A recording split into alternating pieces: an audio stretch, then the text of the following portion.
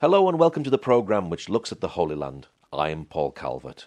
Psalm 159 verse 17 from the New King James Bible says this: To you, O my strength, I will sing praises, for God is my defence, the God of my mercy.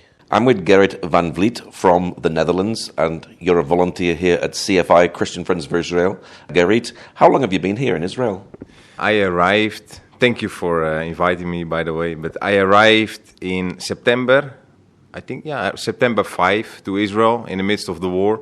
So it's now 5-6 months right now, yeah.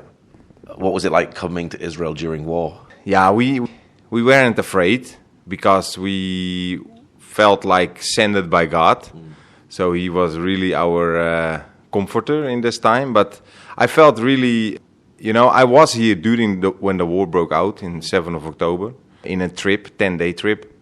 And we went back through Cyprus, back to the Netherlands. We couldn't have a flight back to the Netherlands at that time.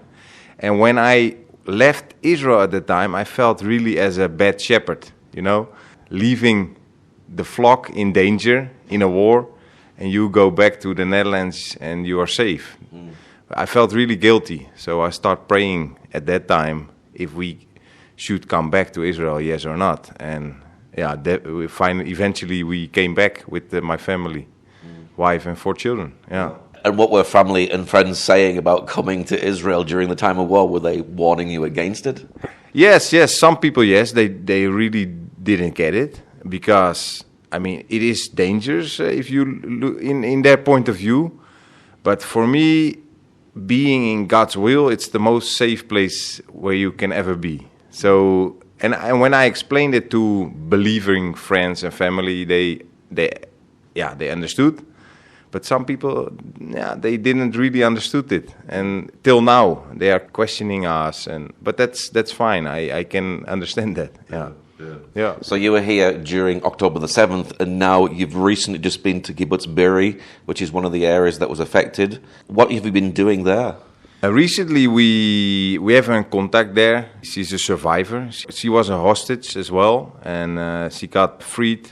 And she is our contact there. And we are trying to cooperate together. But in this specific need, we went with 3 young guys to help in the animal farm there, just to clean up the cages of the birds. The cages of the animals we clean out, and we do as much as we can to help them and to give them a taste of love. Yeah. Do they share their stories along the way? Yes, yeah. Some people are really traumatized, but the one we spoke with, they really opened their heart to tell the story. And, for them it's a kind of healing to just express themselves, where they went through. So we went there with a listening ear, just to listen to them. And there are no words for this terrible atrocities, what happened there. There are no words we can comfort them, but it's hard to find words. So the ears are the best tool for them in this moment to comfort them, yes. What sort of stories are they saying? Oh man, we visit all the homes there, and there are too many stories. One, I was standing in the front of Eli Sharabi's home, and he was at that time still in captivity, and he didn't know that his 2 daughters and wife were killed in that moment, and that really touched my heart. I was crying there in the front of his home, and 2 weeks ago he was relieved, and he was like thin as it was cruel to see. But for me, every visit there is like, wow, it's hard to get. Yes, yeah. What is Kibbutz Be'eri like at the moment? What happened to it, and what's it like now?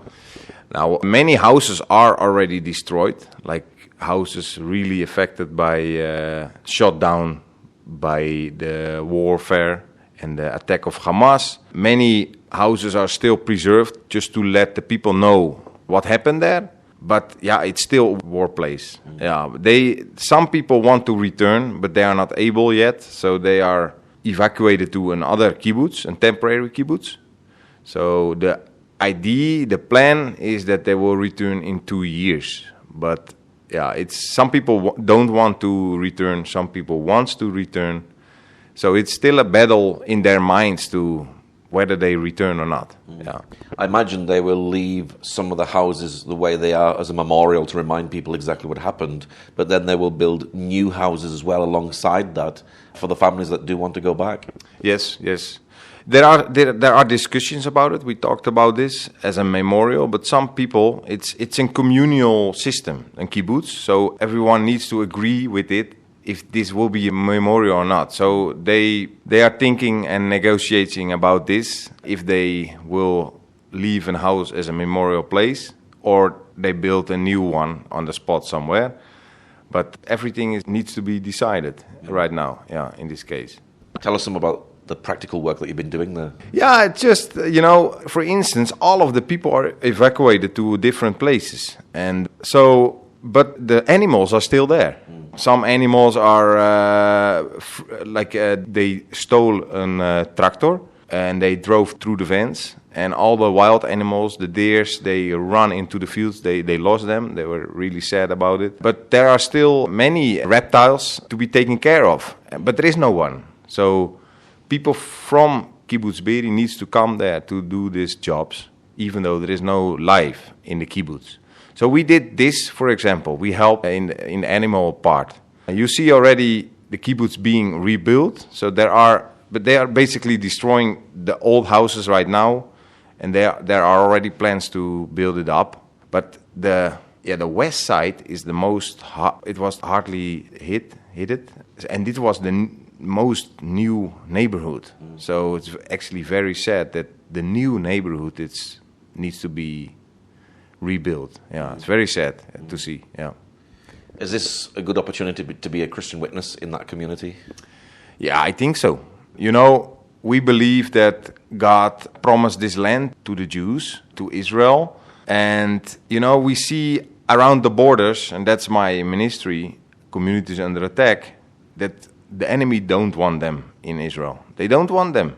So when God establishes a plan for his people, according to his word, there will be attacks all the time. And we as Bible-believing Christians, this is our time to stand with them in their communities to help them unconditionally, with prayer and practical help, yes. And now you've also been to Nahal Oz. Tell us a bit about Nahal Oz. Nahal Oz is not really, it's not like Be'eri. That was because there was an army base next to it. So there was in this specific day, there was a unit there. There was actually a miracle that there was a unit there to train. So they fought the terrorists, and it's sad to say, but only 15 people died there, 15 civilians. So it is less hit, but we also, in Nahal Oz, we help a family last week we helped a family to move from one place to another inside the kibbutz. And they really feel like that they need to start living there again. But they had terrorists in their home.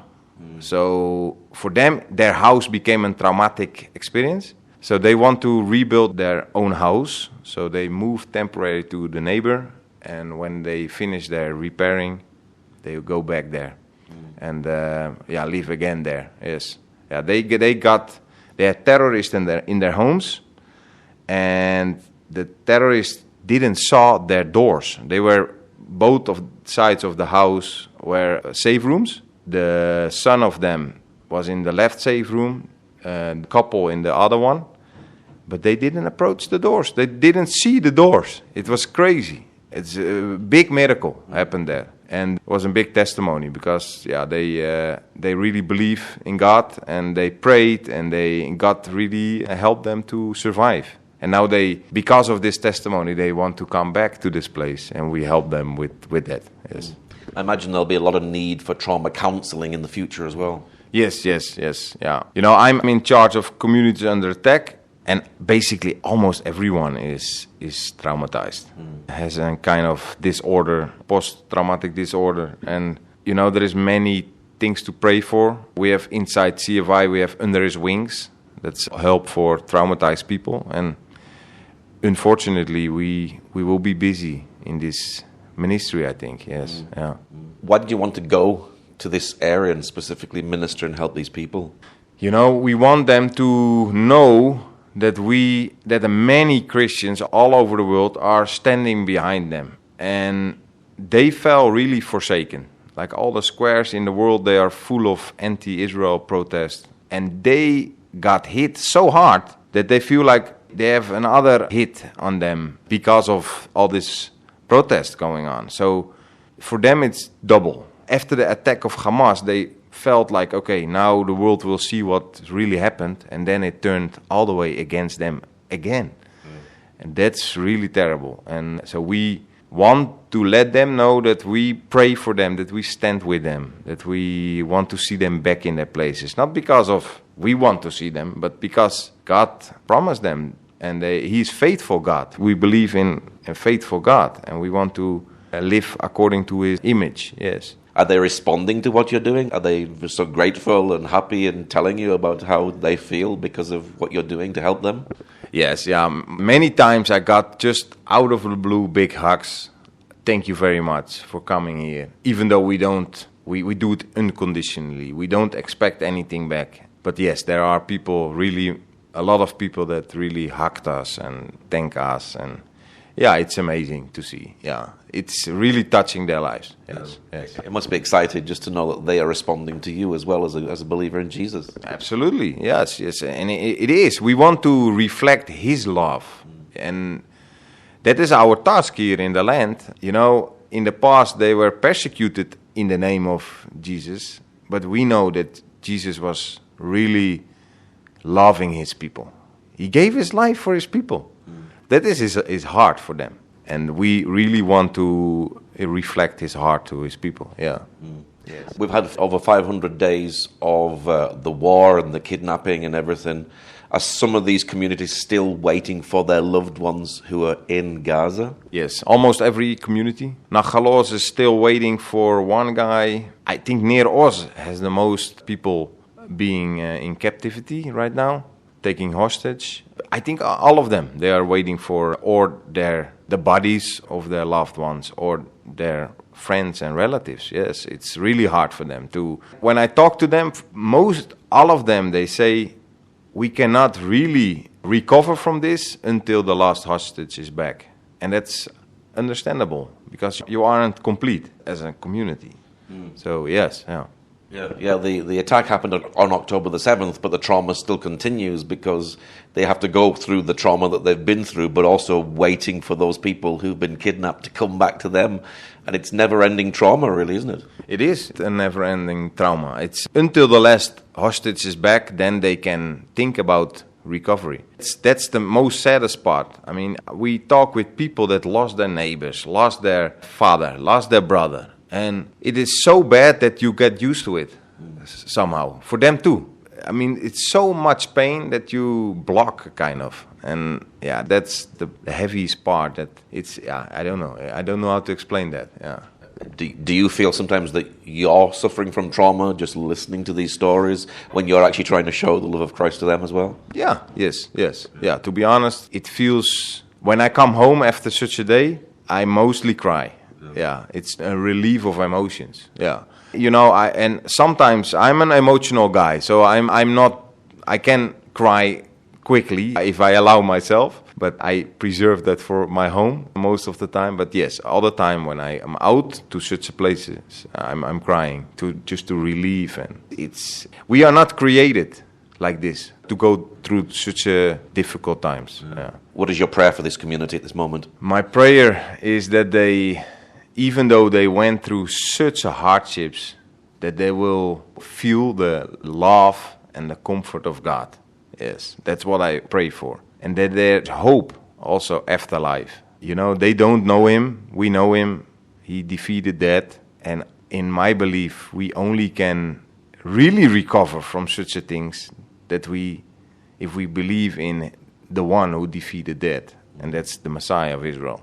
So yeah, that's my prayer for them, that they will really being recovered through Him. Yes, yeah. So what's the website address for CFI for the work that you're doing? If people would like to know more, what's the website address? It's www.cfijerusalem.org. So there you can find the different ministries, what we do. Also communities under attack, yes. Yeah. Okay, Gerrit, thank you very much. Thank you for having me, really. Thank you very much. Thank you for joining us today. Pray that God will move by his mighty power in the Holy Land and bring his peace.